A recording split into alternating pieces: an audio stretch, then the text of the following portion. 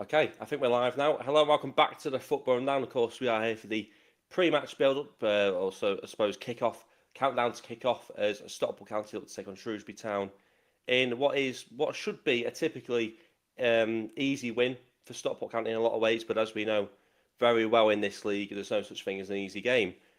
We've had some difficult games this season. Obviously, at the beginning of the season, I remember Leyton Orient going into that one, and I thought that one would be an easy enough game. And obviously, look what happened. We lost the game 4-1.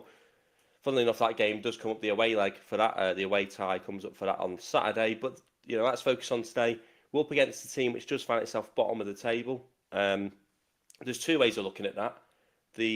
One way would be bottom of the table. We should be looking to win because of we have aspirations to be higher than that in the table. The other way of looking at is it's a team that's bottom of the table. They're fighting for their lives.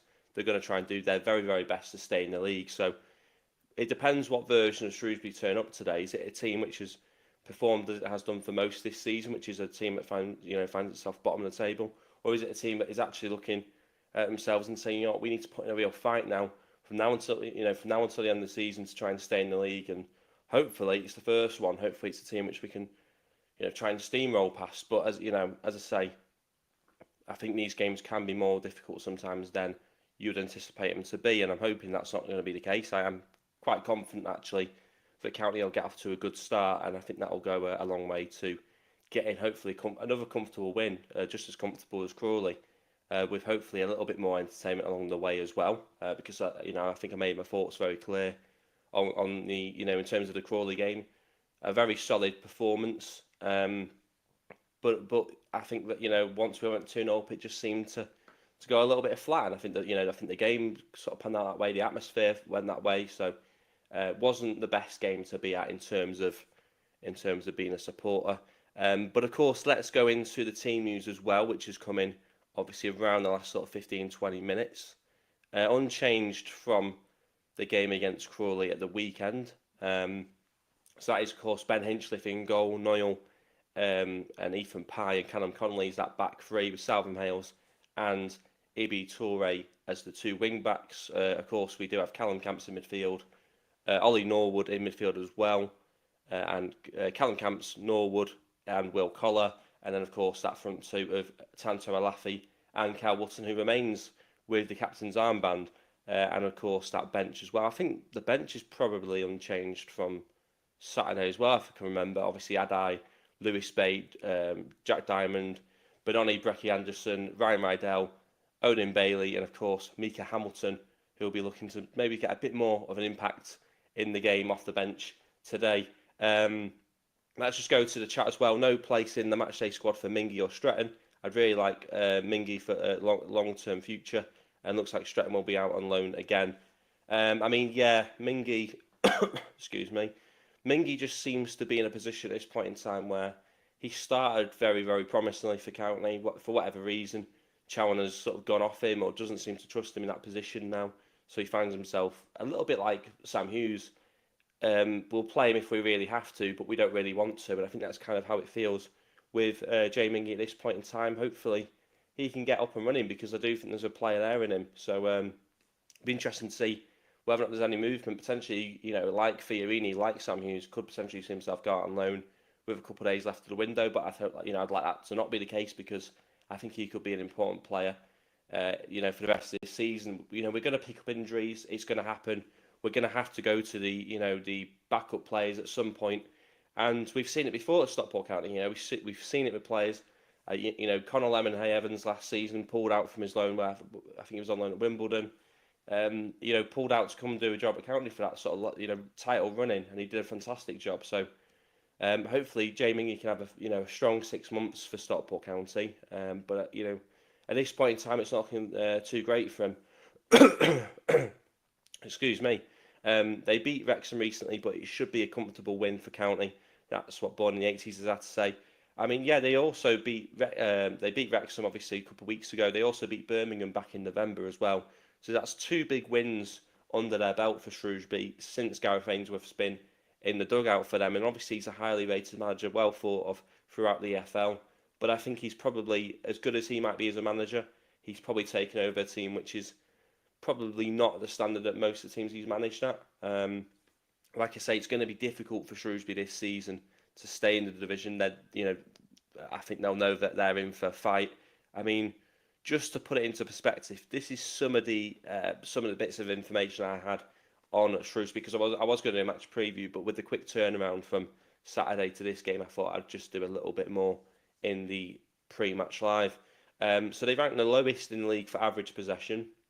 They've had the second lowest clean sheets all season with 2. They've had the second fewest touches in the opposition box all season as well. So none of that looks great in terms of them getting a result from either the game today or staying up in the league, come the end of the season. They're a team that is very much in trouble, as I say, bottom of the table. They've conceded a hell of a lot of goals as well.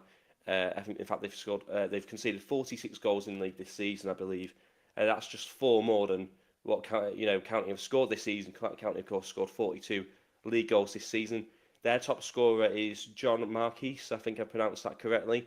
He's their top league goal scorer, just 6 goals this season. So there's not a lot, a great deal of goals in the side. They concede far too many. Obviously, they've disappointed at the weekend to drop 2 places. Obviously, they lost to Charlton. I think it was late on in the game as well. And then obviously teams around them. Burton beat Rotherham 4-2. Cambridge beat Mansfield Town, which is a surprise win, I think, probably, in a 3-2 win. So that has seen them, sort of go rock bottom of the table. How do they respond to that at Edgeley Park today? They've got to go and win, haven't they? They've got to play for the win, which will be interesting to see how we approach that. Because if they're going for the win, pardon me, if they're going for the win, that should mean that it opens right up for County to hopefully exploit on the counter attack. So I think that Shrewsbury got to come out and play, but I think they've had, was it just one away win all season as well in the league, possibly 2. So they don't get a lot of. I think they've had just 5 wins in the league all season as well. So really, you're looking at it. This has got to be a game which County win. I don't think there's any excuses that will be put up if they don't manage to get 3 points from this. And at the end of the day, if you can beat Crawley on the weekend, you've got to be beating a side like Shrewsbury. And I thought, to be fair, Crawley were very, very poor. If Shrewsbury are half as bad as Crawley, we should still be winning that game quite comfortably. In terms of score prediction, it's a hard one with County, isn't it? We got our first clean sheet of the weekend. That's the first one since Exeter at Edgeley Park since December, 7th of December, I think it was. I think we will probably maintain another clean sheet in goal, to be honest. I think it will be, hopefully an easy day or an easy evening for Ben Hinchliffe. So hopefully clean sheet for him again. Back-to-back clean sheets would be impressive as well. I think that'd be the first time we've done that probably since November, I think, maybe when we beat Wrexham, Bolton and Burton, when we managed to clear 3 clean sheets in a row, I think, or certainly 3 wins in a row. Nick 10 said, will Wootton actually break his 11-game drought tonight? It's about time. Really struggling with this. I'm starting to sound like Dave Challinor. Will Wootton actually break his 11-game drought? I'm not sure, to be honest. I think it's very, very important that County do look to bring in a striker in the window. Dave Challinor said he wants to bring in a centre forward and a centre back before the window closes at minimal. So I think he's well aware that we are struggling for goals. I'd like to see Wootton score, but I'm not sure. I think there's more chance of Tanto Olafi getting on the score sheet. To be honest, I'm excited to see what he can do in this game. But I think, to be fair, both of them have sort of looked sharper since they've been playing up front with one another. Tanto's playing from the get-go. He's getting minutes in his legs, which can only be a good thing because he's had a difficult start to the season. If he's getting minutes, under his belt, hopefully he can, find a bit of momentum, build a bit of momentum from this, and hopefully we can see, an up and fire in Tanto Olafi. But also, Wootton's looked better since Tanto started playing, and maybe it's because Tanto sort of helps with the deficiencies in Wootton's game, and maybe those two complement each other really well as a front two. And maybe, look, I've been wanting to see a front two for quite a while now, so I am excited to see that. I'm happy that we're seeing that. But I think the one thing is, even though we've been playing that front two for what feels like, was it Crystal Palace away was maybe the first time we went with the front two, I think it might have been. We're not actually seeing a lot of those two strikers getting on the score sheet. In fact, I think we've seen more goals from from centre back than from what we've seen of those two as a front two partnership. But I suppose if you're winning games, it doesn't matter where the goals come from. But if you're a striker, if you're centre forward, you want to be scoring. You don't just want to be winning the game. You want to be getting on the score sheet. Strikers are selfish by nature, so I think Wootton has to be a bit more selfish, but he's also lacked quality in front of goal. Bonnie 80 said, I'm going for a 2-0 County win. I think that's a sensible prediction, to be honest. I think a clean sheet and a couple of goals again, it just breeds confidence in the team, doesn't it? It breeds confidence in the defence, it breeds confidence in the goalkeeper, and it breeds confidence in whoever's scoring the goals as well. Probably going to be Will Collar, let's be honest, because he's been amongst the goals recently. South of Wales as well. I think he scored 2 in his last couple of county games. I think it's taken him 2 from his first 115 games, if I've read that correctly. But he seems to be in goal scoring form in 2025, so maybe we'll see a strong performance from him again and possibly getting on the score sheet. But yeah, I think 2-0 is a sensible prediction, to be honest. Just want to say to these people who are watching live as well, if you are new, don't forget to subscribe, and if you are watching live, do like the video if you're enjoying it. But of course, we are just half an hour away now from kickoff. I'm looking forward to this one. Like I say, the first meeting in the beginning of the season, or I think it was the 1st of October actually, was a 2-0 win. That was a more than comfortable performance for County as well. I'd expect to see something similar tonight. Like I say, I think Shrewsbury they'll be forced to have to come out for the win because they're desperate for points, and I think that could well play right into right into County's hands. Last meeting finished a 2-0 win away for County. That was actually that's first league win over the Shrews since April 2006. This was also the last win over them at Edgeley Park, as County won 3-1. I don't think that makes a lot of sense. I think what I was meant to say was we haven't won at Edgeley Park against Shrewsbury since April 2006 when we won 3-1. County come into this game back-to-back wins, of course. Looking to extend them to 3 for the first time since November. So it is November when we beat Burton, Wrexham and Bolton. I think I got that correct in backwards order, possibly. And obviously we spoke about the clean sheet, first one. Was it the first clean sheet since 7th of December? I'm saying that out loud now, and it sounds like a very long time ago. That can't be true, but it must be. And as I say, Shrewsbury Town with just 2 wins from the last 10 league matches. Both of those come against top half opposition. Birmingham, Wrexham. I think it was Lincoln and Wrexham, but they did beat Birmingham in November 3-2, I think it was. Shrewsbury have won just once in the league away from home all season, so the chance of them coming and getting a result today, I can't see, to be honest. Like I say, I know we can't be overconfident because it is League One. These kind of leagues, they do throw up surprises. It's not the Premier League, it's not the Premier League where typically the team at the top would be bottom of the table 4-5-0. It is every game's got the potential to be a competitive game, and I suppose you have to say this could offer that still, but let's face it, everything points towards a strong County win, so they've got to deliver. They've got to perform to that. Looking forward to another positive performance. They get 3 crucial points. Oh, and a pie before the game. I'm not aware of this. There seems to have been a lot of issues about the pie, and maybe them changing pie provider. At the game on Saturday, I'm not someone who typically goes and gets a pie before the game. And to be fair, I typically go and eat before the game. But I heard there was a lot of frustration, I suppose, that maybe they have different pies at Edgeley Park as of Saturday. So if you are doing that, let us know how the pie's gone. Is it a good pie? Is it better than the one that they had before? By the sounds of it, it isn't. But how much of a big deal is that really for people? Is it does that really affect your sort of match day experience, whether or not the pie is good or not? There's loads of places to go before the game. I suppose it's convenience, but can't really comment. Didn't go and have a pie pre-match on Saturday, nor have I really. I think the last time I had a pie actually at Edgeley Park was probably Hartlepool, final game of the season, 22-23, I want to say. Last time I had a pie, I think. Actually, no, it can't have been because I was in the railway end. It might have been Salford playoffs. I don't know. I can't remember. But anyway, it was a good pie at the time. Don't know what they're like now. I've gone off trail here.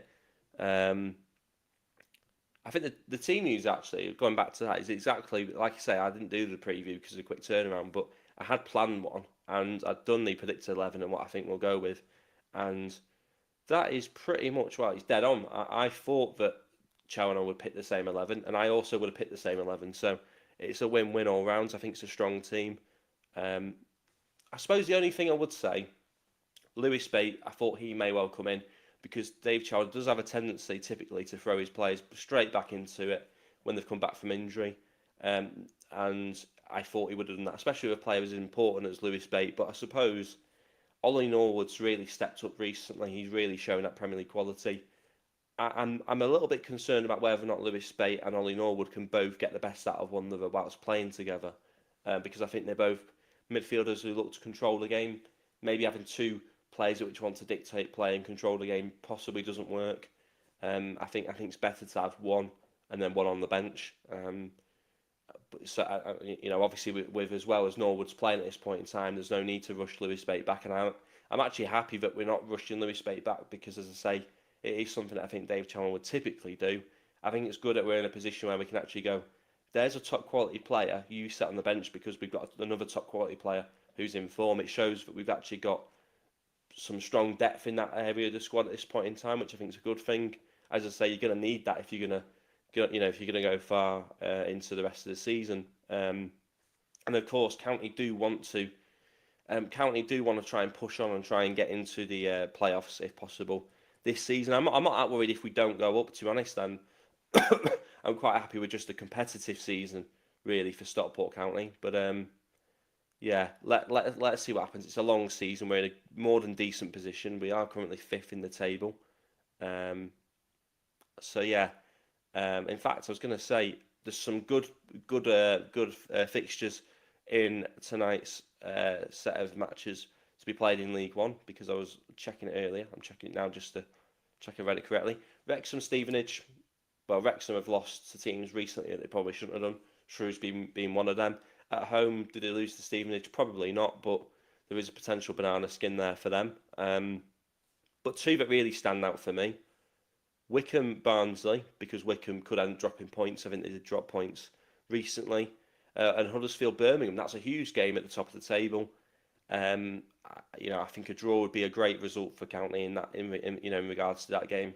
Look, there's no way. I don't think we're not catching up Birmingham. I don't think, or Wrexham, but I think Huddersfield could be caught up. In fact, maybe Wrexham could be caught up. Actually, I'd need to look at the league table again properly more in depth. But I think the top two positions are probably gone for County. But I still think maybe the third or fourth position could be there for grabs if we hit some strong form. And as I say, a couple of teams at the top end up firing blank at one another. So I'm confident for the rest of the season, but I'm a little bit concerned about whether or not we're going to have the depth in the squad. Obviously, Dave Challinor has brought in a player so far this window. In fact, I suppose technically he's brought in two, in Benoni, Bracky Anderson, and of course Mika Hamilton. Now, we didn't speak about Mika Hamilton on the channel when he was signed because I had a couple of things to deal with, and then obviously the vlog went out and we obviously played Crawley, so not had the opportunity to do so until now. We will have a quick sort of conversation about Mika Hamilton. Of course, has signed on loan for Middlesbrough until the end of the season. He signed for Middlesbrough only last summer from Manchester City. Again, don't focus too much on that Man City label because we've just recently moved Lewis Fiorini on loan to Dundee, and he had that Man City tag behind him, and it doesn't really mean a lot unless you go and get games and prove yourself. So Mika Hamilton has come from Manchester City's academy. He did score in a game for City in the UEFA Champions League group stage, I think it was December 2023, Red Star Belgrade. I actually remember watching the game, so I do remember the goal. But to be honest, when I heard the name and I saw him signing for County, the one thing it did stand out to me in my memory bank more than anything was not the goal that he scored, but the infamous dive that he made in that game, which was actually compared afterwards to one of Mika Richards' dives during his career. That was when Jamie Carragher spoke about it on, I think it was CBS Sport or something like that, post-match. So that's what stands out more for me.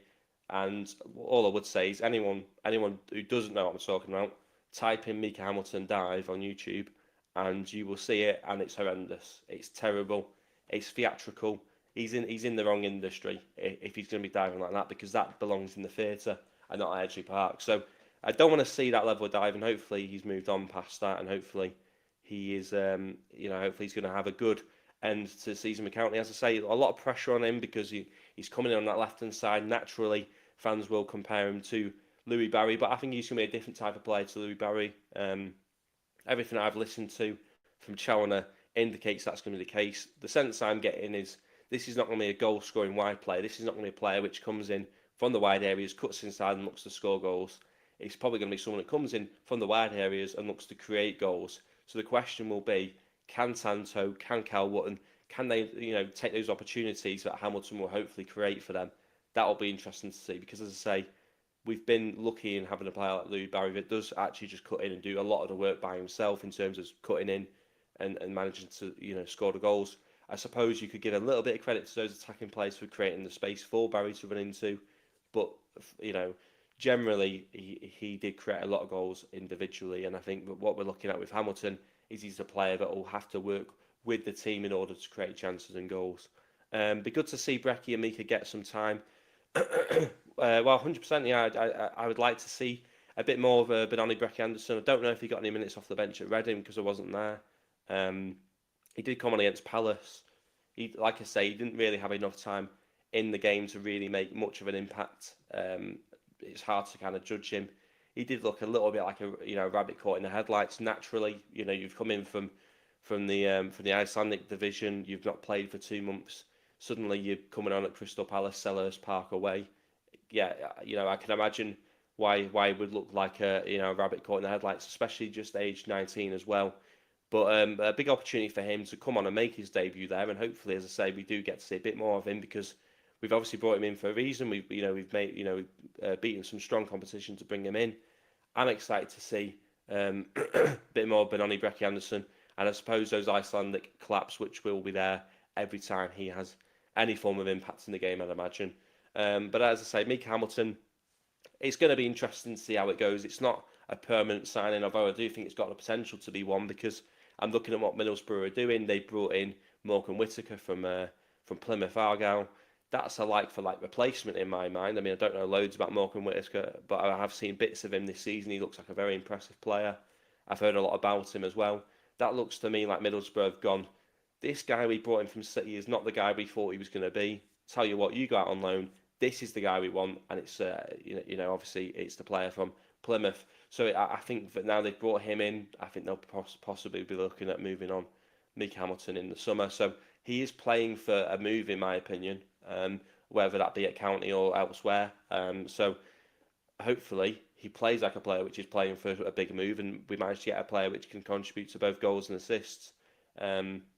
Looking forward to it, but as I say, I'm a little bit cautious because of his lack of game time in the professional game. He's played just 13 league appearances so far this season for Middlesbrough.